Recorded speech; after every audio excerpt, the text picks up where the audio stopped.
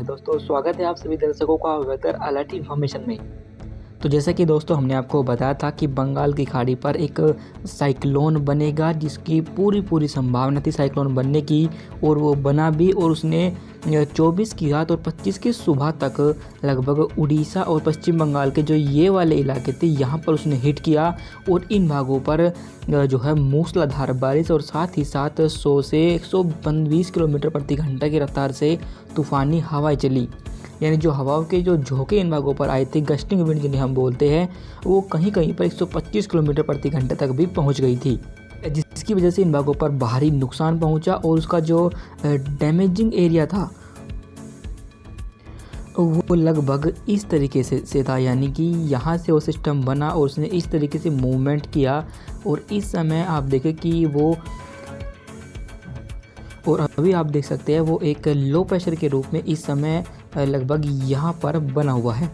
और आप देखा कि अभी भी ये इतना पावरफुल है कि इसकी वजह से जो हवाएं हैं एंटी क्लॉकवाइज, वो आप देख सकते हैं कि यहाँ से आकर के इस तरीके से उत्तर भारत तक पहुँच रही है, जिसकी वजह से इनका जो इम्पैक्ट है वो उत्तर भारत के इलाकों पर भी है, क्योंकि वहाँ पर बारिश तो नहीं होगी पर लेकिन और मॉइस्चर वाले हवाओं की वजह से इन भागों पर जो टेम्परेचर है वो बढ़ जाते हैं। जैसे कि इन भागों पर आपको देखने को मिल भी रहे होंगे, इन भागों पर दिन में गर्मी महसूस की जा रही है, पर लेकिन रात में जो मौसम है वो आपको थोड़ा ठंडक इन भागों पर लगेगा। पर लेकिन हम आपको बता दें कि एक और सिस्टम आप देख सकते हैं यहाँ पर लगभग इस जगह एक वियतनाम के यहाँ पर बना हुआ है एज साइक्लोनिक स्टॉर्म के रूप में। ये भी काफ़ी भीषण चक्रवाती तूफान है जो इस समय नॉर्थ वेस्ट की तरफ लगातार मूवमेंट करता रहेगा। अभी ये संभावना है कि ये यहाँ से इस तरीके से आएगा बंगाल की खाड़ी पर लेकिन अगर इसे फिर से एनर्जी बंगाल की खाड़ी से मिली तो ये फिर से इंटेंसिफाई होना शुरू होगा। पर लेकिन ये भी साइक्लोन बनेगा या नहीं, अभी इस बारे में आपको बताना जल्दबाजी रहेगी। आइए अब जानते हैं कि देश के किन किन भागों पर बारिश होने की संभावना है। इस समय दोस्तों आप देख सकते हैं कि देश के लगभग तमाम इलाकों पर बारिश की जो गतिविधियाँ है वो काफ़ी कम हो चुकी है, क्योंकि जो नॉर्थ ईस्ट मानसून था दक्षिण भारत के राज्यों पर वो पहले एक्टिव था, पर लेकिन अब इन भागों पर क्योंकि साइक्लोन बना जिसकी वजह से इसने हवाओं को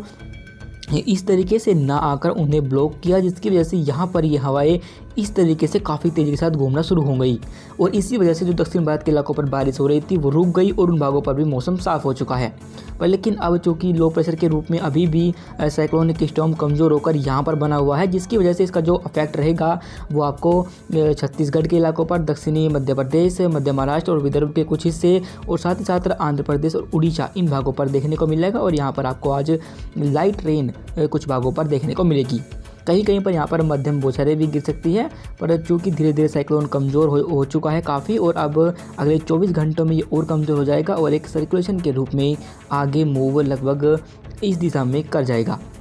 पर लेकिन आप देखें कि अभी भी जो हमारे उत्तर भारत के इलाके हैं यहाँ पर जो हवाएं हैं उनका प्रभाव देखने को नहीं मिला है, क्योंकि यहाँ पर कोई स्ट्रॉन्ग WD अभी तक नहीं पहुँचा जिससे कि यहाँ पर बारिश हो।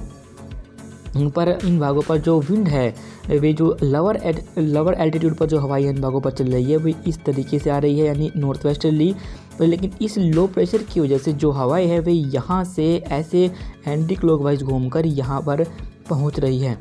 इसी वजह से यहाँ पर जो टेम्परेचर है वो बढ़ चुके हैं और इन भागों पर आज ऐसी ही स्थिति बनी रहेगी और कल से इसमें सुधार होना शुरू हो जाएगा। और कल से एक बार फिर से इन भागों पर ये हवाएं बदलेंगी और इन हवाओं की जगह एक बार फिर नॉर्थ वेस्टर्ली विंड चलना शुरू होंगी, जिससे कि यहाँ पर तापमान गिरना शुरू हो जाएगा। पर लेकिन हम आपको बता दें कि दिवाली के बाद ही इन भागों पर जो टेम्परेचर है वो काफ़ी गिर सकते हैं, लेकिन उससे पहले इसमें ज़्यादा बदलाव आने की संभावना दिखाई नहीं दे रही।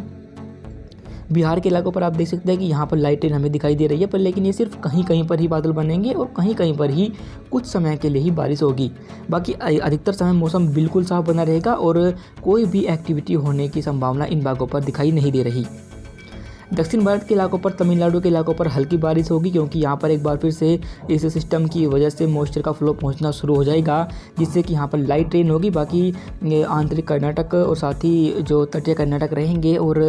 हमारे पश्चिमी तटीय इलाके इन भागों पर मौसम बिल्कुल साफ रहेगा और कोई एक्टिविटी होने की संभावना इन भागों पर आज हमें दिखाई नहीं दे रही। गुजरात के इलाकों पर भी लगातार नॉर्थ वेस्टर्ली विंड चलती रहेंगी, जिससे कि यहाँ पर रात के टेम्परेचर गिरेंगे और आपने महसूस भी किया होगा कि इन भागों पर जो सर्दी है वो आपको थोड़ी बहुत बड़ी हुई दिखाई देगी। पूर्वोत्तर भारत के इलाकों पर आप देख सकते हैं कि यहाँ पर भी मॉइस्चर का फ्लो बिल्कुल भी नहीं है, इसलिए इन भागों पर भी बारिश होने की संभावना नहीं होगी और यहाँ पर भी मौसम बिल्कुल साफ बना रहेगा। आपको बता दें कि अभी तक उत्तर भारत के इलाकों पर कोई भी स्ट्रॉन्ग WD नहीं पहुंचा है जो कि पहाड़ी इलाकों पर भारी बर्फबारी दे। अगर यहाँ पर कोई स्ट्रॉन्ग WD आए तो उसकी वजह से क्या होगा कि पहाड़ी इलाकों पर भारी बर्फबारी होगी और साथ ही साथ जो मैदानी इलाके रहेंगे जैसे कि हमारे पंजाब, हरियाणा, दिल्ली और उत्तर प्रदेश, लगभग इन भागों को ये अफेक्ट करता है और इन भागों पर बारिश और बर्फबारी देखने को मिलती है। पर चूंकि अभी तक कोई ऐसा WD नहीं पहुंचा है, इसलिए इन भागों पर कोई भी एक्टिविटी देखने को नहीं मिली और यही वजह है कि यहाँ पर नॉर्थ वेस्टर्ली हवाओं के बावजूद भी जो टेम्परेचर है वो ज़्यादा नीचे नहीं पहुँच पा रहे, क्योंकि जब तक हवाओं में ठंडक नहीं पहुँचेगी तब तक टेम्परेचर नहीं गिरेंगे और हवाओं में ठंडक के लिए आपको कोई स्ट्रॉन्ग WD का इंतज़ार करना पड़ेगा। अभी फ़िलहाल के लिए इस वेदर रिपोर्ट में अभी के लिए बस इतना ही। वीडियो अच्छी लगी हो तो लाइक करें और मौसम के हर अपडेट को जानने के लिए यूट्यूब पर हमें ज़रूर सब्सक्राइब करें। धन्यवाद।